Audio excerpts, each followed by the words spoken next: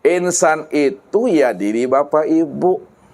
Walaupun Ustadz mengatakan insan itu diri bapak ibu, tapi sadari sesadar-sadarnya bahwa diri bapak ibu bukanlah kenyataan diri bapak ibu. Diri bapak ibu itulah nyatanya aku, kata Allah. Itu memahaminya. Waktu makan, paham kita yang makan itu siapa. Waktu minum, paham kita yang minum itu siapa. Waktu memandang, paham kita yang memandang itu siapa. Nah, kalau udah duduk pada makam itu, fa aina ma tuwallu fasama wajhullah. Kemanapun kamu hadapkan wajahmu, ke barat, ke timur, utara, selatan, luar dan dalam, atas dan bawah, kiri dan kanan, depan dan belakang, maka akulah itu, kata Allah. Karena akulah cuma yang wujud, yang nampak itu aku. Karena akulah yang bercermin pada segala yang ada. Segala yang ada itulah cermin untuk memandang akan diriku. Maknanya, akulah sebagai cermin, aku pula lah yang bercermin pada diriku sendiri.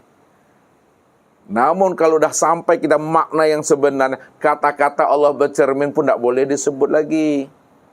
Ya, kata-kata Allah menyaksikan dirinya sendiri tak perlu lagi disebut. Cuma kalau tak disebut Bapak Ibu, ya, bagaimana Bapak Ibu akan paham? Ya, Ustadz akan menghantarkan ilmu ma'rifat kepada Bapak Ibu. Apa yang Ustadz dapat? Tapi Ustadz menghantarkannya tidak melalui kata-kata, suara, dan lafaz. Bisakah Bapak Ibu paham? Paham tak tuh? Tak akan pernah paham. Lalu bagaimana Bapak Ibu bisa paham dan mengerti tentang ilmu ma'rifat yang Ustadz pahami? Maka Ustadz menyampaikannya melalui kata-kata, suara, dan lafaz. Maka dikatakan, Allah itu sifat namun tiada bersifat. Dikatakan Allah itu sifat, ya, karena dilafazkan, karena diceritakan. Walaupun Allah itu bersifat, diceritakan dan dilafazkan, hakikat yang kita ceritakan tentang diri Allah, Allah itu bukanlah bersifat. Pertanyaannya, kalau memang Bapak Ibu paham dan mengerti dengan bahasa Ustadz tadi, bagaimana cara Bapak Ibu supaya Allah itu tidak bersifat? Halo? Niang selale. Ya, makanya Bapak Ibu kita pulang dari sini niang sela. Antuk sela, niang antuk saya diam pakot uskut. Diam sajalah kita. Diam yang Ustadz maksud bukan diam tidak berkata. Ya, nanti disuruh suami suruh buat kopi, buat teh, diam saja. Mana ngecek-ngecek, awaklah maripat dah. Salah pasang memahaminya tuh. Ma'rifat itu maksudnya apapun yang dia perbuat, sadar dia yang berbuat itu bukan dirinya, yang berbuat itu aku, kata Allah. Jadi tetap bicara dengan suami, tetap berkata dengan istri, tapi pahamilah yang berkata pada diri, yang berkata dalam diri itu tiada adalah dirinya juga di situ. Ya. Maka jangan dizahirkan bahasa makrifat itu menggunakan bahasa syariat. Sebut udah, sebut bini, sebut anak, sebut istri, sebut menantu, ya, sebut kawan dan jamaah. Tapi kita paham rahasia udah, istri, jamaah, anak, menantu, dah paham kita itulah nyatanya akan diri Allah yang wujud secara mutlak itu. Artinya imun itu. Nah, kalau dah bisa Bapak Ibu memahami itu, maka diri Bapak Ibu sudah berkulimah namanya.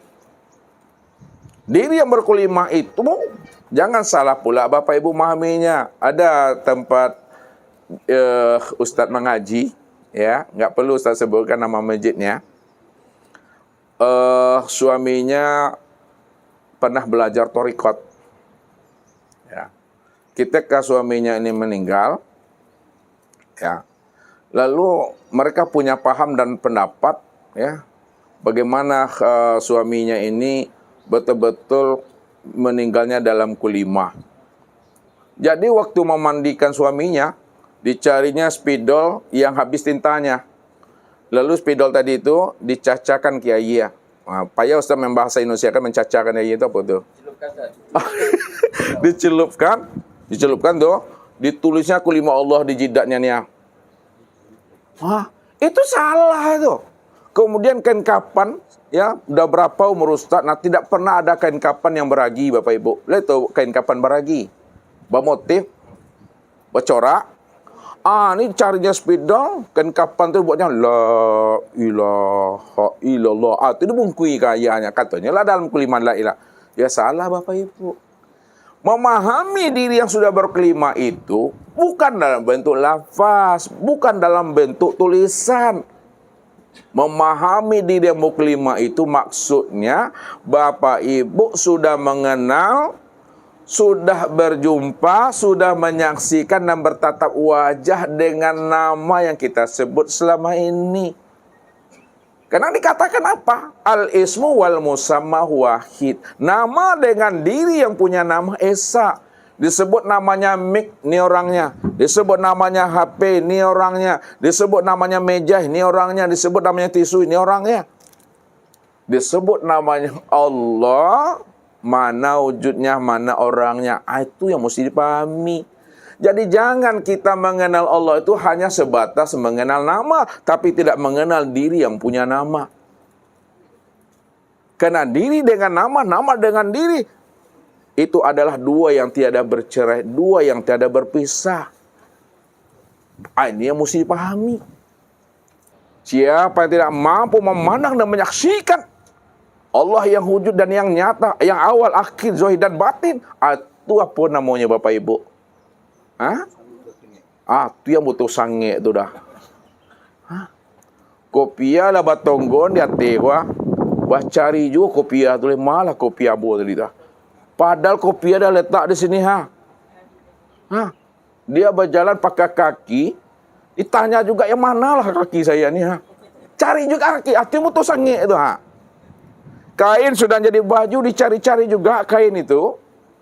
Hatimu tuh sangit itu.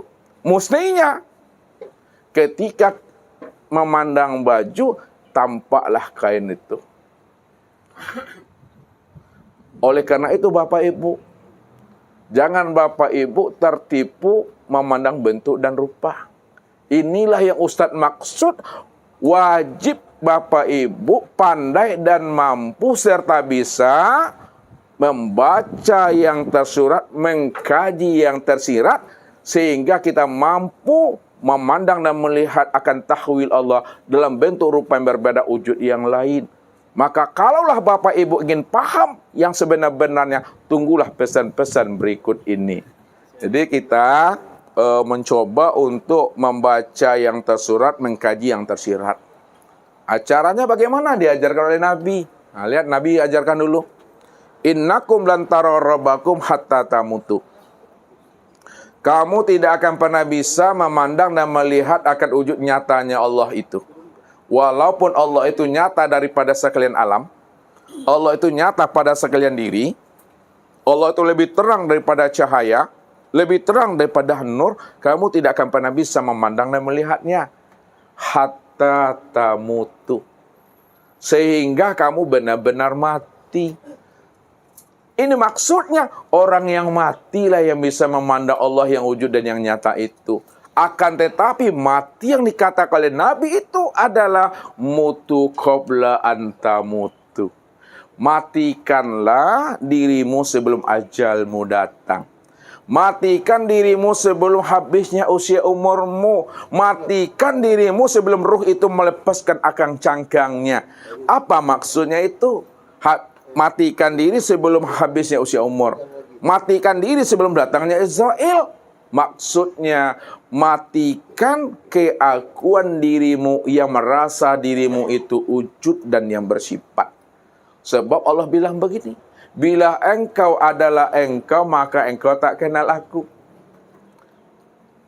Bila engkau bukanlah engkau, pasti engkau kenal aku. Maksudnya, bila engkau adalah engkau, maka engkau tak kenal aku. Bila engkau merasa engkau yang wujud, engkau yang melihat, mendengar, berkata, mengetahui, berkuasa, berkehendak dan hidup, aku pastikan kamu tidak akan pernah mengenal aku. Karena tidak mungkin ada dua wujud dalam hidup ini.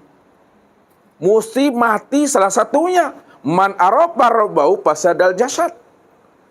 Siapa yang bertemu dengan Tuhannya? Siapa ingin berlikuk dengan Tuhannya? Siapa ingin menyaksikan Tuhannya? Pada saat kita menyaksikan Tuhan, ketika itulah diri kita hilang. Pada saat kita menyaksikan Tuhan, ketika itulah diri kita mati. Tujuan ingin mencari dan menemui Tuhan. Tapi setelah dicari dan ditemui Tuhan, diri pun hilanglah di dalam wujud keesaan Allah itu. Jadi jalannya matikan keakuan diri di dalam hidup itu. Ini yang diingatkan oleh baginda Rasul. Dan ini yang Ustaz antarkan. Jadi salah satu dari sekian banyak cara dan jalan untuk bermakrifat kepada Allah, salah satunya mematikan diri. Nah, jadi kita buka mematikan diri saja Bapak Ibu. Kalau 5 jalan itu lama Bapak Ibu, Ustaz capek Bapak Ibu nanti tidak paham pula nanti. Jadi biarlah sedikit tapi bone. Nah, begitu le tahu bone. Berisi. Nah, berisi itu. Nah, lihat. Nah, ini dikatakan oleh Rasul ya, untuk mengenal diri itu ya. Ya. Supaya kita paham hakikat si akmal diri, maka jalannya itu matikan akan keakuan diri yang merasa diri kita itu ada. Ini dasarnya.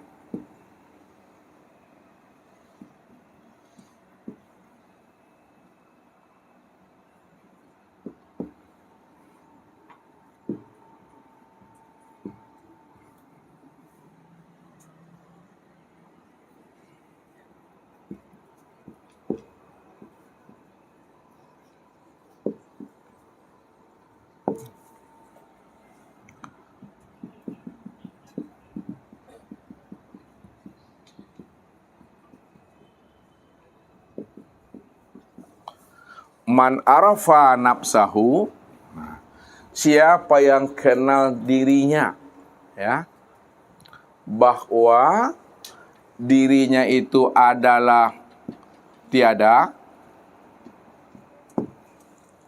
Siapa yang kenal dirinya, dirinya itu adalah buta. Siapa yang kenal dirinya bahwa dirinya itu tuli. Siapa yang kenal dirinya bahwa dirinya itu bisu? Siapa yang kenal dirinya bahwa dirinya itu bodoh? Siapa yang kenal dirinya bahwa dirinya itu lemah? Siapa yang kenal dirinya bahwa dirinya itu papa? Siapa yang kenal dirinya bahwa dirinya itu mati? Faqad arafa rabbahu, maka kenallah ia akan Tuhannya. Sesungguhnya Rob itulah yang sebenar ada. Rob itulah sebenarnya yang melihat. Rob itulah sebenarnya yang mendengar. Rob itulah sebenarnya yang berkata. Rob itulah sebenarnya ya, yang mengetahui, yang tahu. Rob itulah sebenarnya yang kuasa. Rob itulah sebenarnya yang kehendak. Rob itulah sebenarnya yang hidup. Maka ketika kita sudah kenal, Allah lah yang sebenar-benar wujud, Allah lah yang sebenar-benar ada, fasadal jasad.